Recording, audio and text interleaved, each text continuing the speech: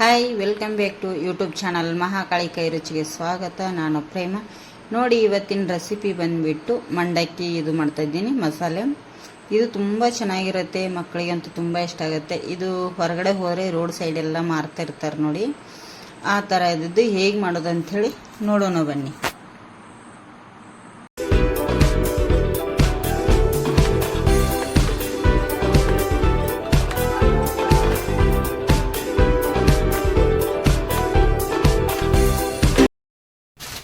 Friends, ಇಲ್ಲೊಂದು ಸ್ವಲ್ಪ ಶೇಂಗಾ ನಾನು ಹುರ್ಕೊಳ್ತಾ ಇದ್ದೀನಿ. ಯಾಕೆ ಅಂಥೇಳಿ ನಿಮಗೆ ಹೇಳ್ತಾ ಹೋಗ್ತೇನೆ. ಸ್ವಲ್ಪ ಇದು ಬಿಸಿ ಆಗಲಿ, ಹುರಿತೇನೆ. ನೋಡಿ, ಈ ಥರ ಒಂದು ಸ್ವಲ್ಪ ಲೈಟಾಗಿ ಹುರ್ಕೊಂಡ್ಬಿಡ್ತೇನೆ ಫ್ರೆಂಡ್ಸ್. ಸ್ಲೋ ಉರಿ ಇಟ್ಟು ಹುರಿತೇನೆ. ನೋಡಿ, ಇಷ್ಟು ಸಾಕು ಶೇಂಗಾ ನಮಗೆ ಹುರಿದ್ರೆ. ಈಗ ತಗೊಂಡ್ಬಿಡ್ತೇನೆ ಫ್ರೆಂಡ್ಸ. ಇವು ಸ್ವಲ್ಪ ತಣ್ಣಗಾಗಲಿಕ್ಕೆ ಬಿಡ್ತೇನೆ. ನೋಡಿ, ಶೇಂಗಾ ಆವಾಗಲೇ ಹುರಿದಿಟ್ಟೆ ತಣ್ಣಗಾಗಲಿಕ್ಕೆ. ಇಲ್ಲಿ ನಾನು ಏನು ಮಾಡ್ತಾಯಿದ್ದೀನಪ್ಪ ಅಂದರೆ ಚುನ್ಮರಿ. ನೋಡಿ, ಇದು ಮಂಡಕ್ಕಿ, ಇದರದ್ದು ಮಸಾಲ ಮಾಡ್ತಾಯಿದ್ದೀನಿ. ರೋಡ್ ಸೈಡೆಲ್ಲ ಮಾಡ್ತಾ ಇರ್ತಾರೆ ನೋಡಿ, ಅದು ಮಾಡ್ತಾಯಿದ್ದೀನಿ. ಅದಕ್ಕೆ ಬೇಕಾಗುವಂಥ ಪದಾರ್ಥ ನೋಡ್ತೀನಿ. ಸ್ವಲ್ಪ ನಾನಿಲ್ಲಿ ಮಂಡಕ್ಕಿ ತೊಗೊಂಡಿದ್ದೇನೆ. ಒಂದು ಕ್ಯಾರೆಟ್ ತುರಿನ ತುರಿದ್ಬಿಟ್ಟು ಇಟ್ಕೊಂಡಿದ್ದೀನಿ. ಒಂದು ದಪ್ಪದು ಈರುಳ್ಳಿ ಸಣ್ಣದಾಗಿ ಕಟ್ ಮಾಡಿಟ್ಟಿದ್ದೀನಿ. ಮತ್ತು ಒಂದು ಟೊಮೆಟೊ, ಸ್ವಲ್ಪ ಕೊತ್ತಂಬರಿ ಸೊಪ್ಪು, ಅದಕ್ಕೆ ಸ್ವಲ್ಪ ಚಿಲ್ಲಿ ಪೌಡರು, ರುಚಿಗೆ ತಕ್ಕಷ್ಟು ಉಪ್ಪು, ಮತ್ತು ಎಣ್ಣೆ, ಸ್ವಲ್ಪ ಸೇವು ತೊಗೋತೇನೆ ಫ್ರೆಂಡ್ಸ. ಸೇವು ಇಲ್ಲ, ತರ್ತೇನೆ ಈಗ. ಮತ್ತು ಸ್ವಲ್ಪ ಶೇಂಗಾ ಹುರಿದಿರೋವಂಥದ್ದು.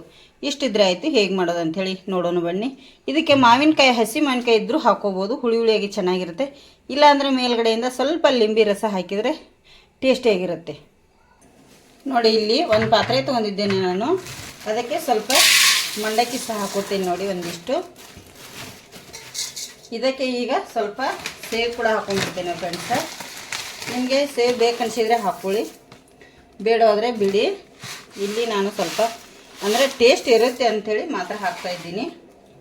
ನೋಡಿ, ಇಲ್ಲಿ ಸಣ್ಣದಾಗಿ ಹೆಚ್ಚಿರುವಂಥ ಈರುಳ್ಳಿ ಕೂಡ ಹಾಕ್ತಾಯಿದ್ದೀನಿ, ಕ್ಯಾರೆಟ್ ಕೂಡ ಹಾಕ್ತಾಯಿದ್ದೀನಿ ನೋಡಿ, ಮತ್ತು ಟೊಮೆಟೊ, ಕೊತ್ತಂಬರಿ ಸೊಪ್ಪು ಎಲ್ಲವನ್ನು ಇದಕ್ಕೆ ಹಾಕೊಂಡ್ಬಿಡ್ತೇನೆ. ನೋಡಿ, ಇದಕ್ಕೆ ಎಷ್ಟು ಬೇಕು ಅಷ್ಟನ್ನು ನಾವಿಲ್ಲಿ ಚಿಲ್ಲಿ ಪೌಡರನ್ನು ಕೂಡ ಸೇರಿಸ್ಕೊಂಡು, ಜಾಸ್ತಿ ಏನು ಬೇಡ, ಮಕ್ಕಳು ತಿಂತಾರಂಥೇಳಿ ಸ್ವಲ್ಪ ಕಮ್ಮಿನೇ ಹಾಕ್ತಾಯಿದ್ದೀನಿ. ಸ್ವಲ್ಪ ರುಚಿಗೆ ತಕ್ಕಷ್ಟು ಉಪ್ಪನ್ನು ಕೂಡ ಹಾಕ್ತೇನೆ ನಾನಿಲ್ಲಿ. ನೋಡಿ ಫ್ರೆಂಡ್ಸ, ಇದಕ್ಕೆ ನಾನೀಗ ಹುರಿದಿಟ್ಟಿರೋಂಥ ಶೇಂಗಾ ಕೂಡ ಹಾಕ್ತಾಯಿದ್ದೀನಿ. ಸಿಪ್ಪೆ ತೆಗೆದಿಲ್ಲ, ಸಿಪ್ಪೆ ಸಮೇತ ಹಾಕ್ತಾಯಿದ್ದೀನಿ. ಸಿಪ್ಪೆ ಸಮೇತ ಇದ್ರೇ ಚೆನ್ನಾಗಿ, ಮತ್ತು ತಿನ್ನುವಾಗ ಒಂದೊಂದು ಬಾಯಿಗೆ ಸಿಗುತ್ತಲ್ಲ, ತುಂಬ ಟೇಸ್ಟಿಯಾಗಿರುತ್ತೆ. ಅದಕ್ಕೆ ಹಾಕ್ತಾಯಿದ್ದೀನಿ.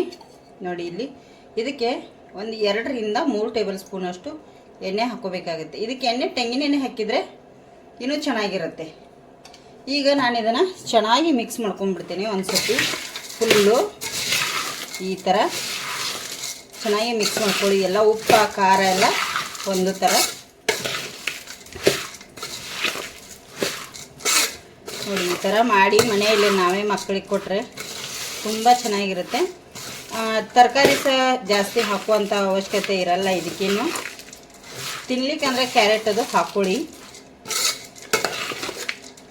ನೋಡಿ, ಈ ಥರ ಎಲ್ಲವನ್ನು ನಾನೀಗ ಈರುಳ್ಳಿ, ಟೊಮೆಟೊ, ಕ್ಯಾರೆಟು, ಚಿಲ್ಲಿ ಪೌಡ್ರು, ಉಪ್ಪು ಎಲ್ಲ ಈ ಥರ ಹೊಂದ್ಕೋಬೇಕು.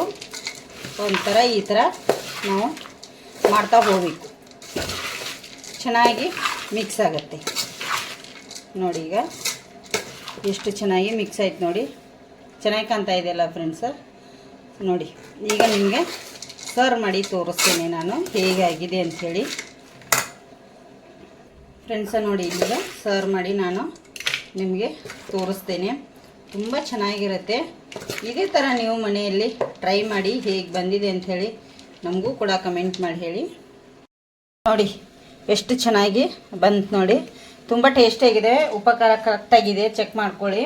ತುಂಬ ಟೇಸ್ಟಿಯಾಗಿರುತ್ತೆ. ನೀವು ಒಂದು ಸತಿ ಮನೆಯಲ್ಲಿ ಟ್ರೈ ಮಾಡಿಕೊಡಿ. ಮಕ್ಕಳಿಗೆ ತುಂಬ ಇದಾಗುತ್ತೆ, ಆರೋಗ್ಯನೂ ಇರುತ್ತೆ. ಹೊರಗಡೆ ತಿನ್ನೋಕ್ಕಿಂತ ನಾವು ಮನೆಯಲ್ಲಿ ಇದೇ ಥರ ಮಾಡಿಕೊಟ್ರೆ ನೀವು ಒಂದು ಸತಿ ಮನೆಯಲ್ಲಿ ಟ್ರೈ ಮಾಡಿ ಹೇಗೆ ಬಂದಿದೆ ಅಂಥೇಳಿ ಕಮೆಂಟ್ ಕೂಡ ಮಾಡಿ ಹೇಳಿ. ಹೊಸಬ್ರು ನಮ್ಮ ಚಾನಲ್ ನೋಡ್ತಾ ಇದ್ದರೆ ಸಬ್ಸ್ಕ್ರೈಬ್ ಮಾಡ್ಕೊಂಡು ನೋಡಿ.